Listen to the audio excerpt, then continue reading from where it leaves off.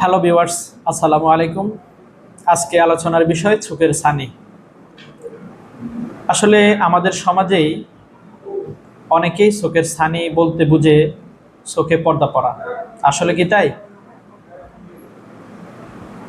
আসলে আমাদের চোখে প্রাকৃতিকভাবে এক ধরনের লেন্স দেওয়া থাকে, যেটা স্বচ্ছ এবং ট্রান্সপারেন্ট। আমাদের চোখে যখন আলো পড়ে তখন লেন্সটা আলোটাকে প্রতিসারিত করে চোখের রেটিনাতে পৌঁছায়, আমরা দেখি। এখন কোনো কারণে যদি আমাদের চোখের স্বচ্ছ লেন্স অস্বচ্ছ হয়ে যায় বা ঘোলা হয়ে যায়, তখন আমরা এটাকে ছানি বলি। এখন আমাদের চোখে ছানি কেন হয়? চোখের ছানি অনেক কারণেই হয়ে থাকে, বিশেষভাবে বয়সজনিত কারণে চোখের ছানি বেশি হয়। আমরা বলে থাকি, যদি 60 বছর বয়স হয় তাহলে 60% লোকের চোখের ছানি পড়তে পারে। যদি 70 বছর বয়স হয় তো 70% লোকের ছানি পড়তে পারে। যদি 80 বছর বয়স হয় তাহলে 80% লোকের চোখের ছানি পড়তে পারে। সুতরাং মোস্ট অফ দ্য পপুলেশনের চোখের ছানি বয়সজনিত কারণেই হয়ে থাকে। এবং কিছু ছানি চোখে জন্মগতভাবে হয়, যেটাকে আমরা কনজেনিটাল ক্যাটারেক্ট বলে থাকি। কিছু ছানি আনওয়ান্টেড হয়ে থাকে, যেমন আঘাতজনিত ছানি, সেটাকে আমরা ট্রমাটিক ক্যাটারেক্ট বলে থাকি। কিছু সিস্টেমিক ডিজিজের কারণে চোখে ছানি আসতে পারে, যেমন ডায়াবেটিকের কারণেই আর্লি চোখে ছানি চলে আসে।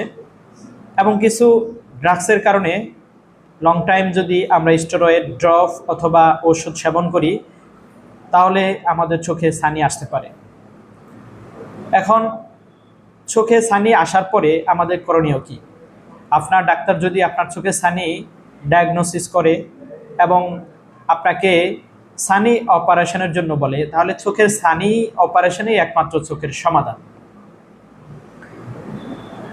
অপারেশনের মাধ্যমে আমাদের চোখের যে অস্বচ্ছ লেন্স, ছানিজনিত লেন্স, ওটাকে বের করে নতুন আর্টিফিশিয়াল একটা লেন্স প্রতিস্থাপন করে দেওয়া হয়।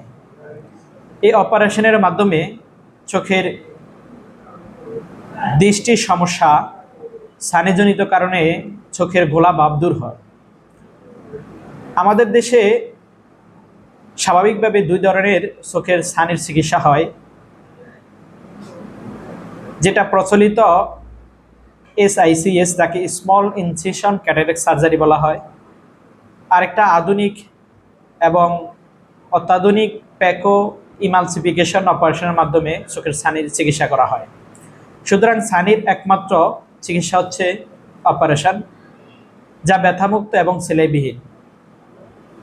আমরা যদি সঠিক সময়ে চোখের ছানির চিকিৎসা না করি, তাহলে আমাদের চোখের টোটাল দৃষ্টি চলে যেতে পারে। এক সময় আমাদের ছানিটা পুরোপুরি ম্যাচিউর হয়ে চোখের দৃষ্টি কেড়ে নেয়, এবং এই ছানিটা এক সময় ম্যাচিউর হয়ে ভেঙে গিয়ে প্যাকোলাইটিক গ্লুকোমা এক ধরনের রোগ চোখে হয়, যার মাধ্যমে চোখের প্রেসার বেড়ে চোখ ব্যথা হতে পারে।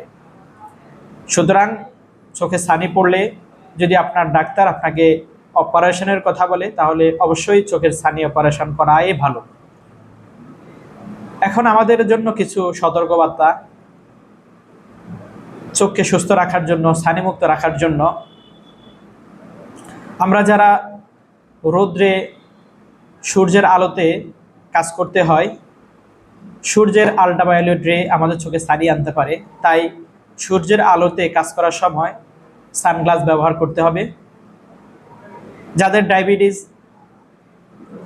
তারা ডায়াবেটিস কন্ট্রোল রাখতে হবে এবং প্রতি 6 মাস পর পর একজন চক্ষু বিশেষজ্ঞ ডাক্তারকে চোখ দেখাতে হবে।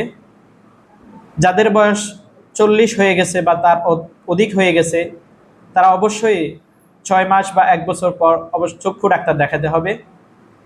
এবং যারা মোবাইল, কম্পিউটার দীর্ঘক্ষণ প্রতিদিন ব্যবহার করতে হয়, এই মোবাইলের ব্লু লাইট রেড চোখে ছানি আনতে পারে, সেক্ষেত্রে আমরা অ্যান্টি রিফ্লেকটিভ কটিং গ্লাস ব্যবহার করতে পারি।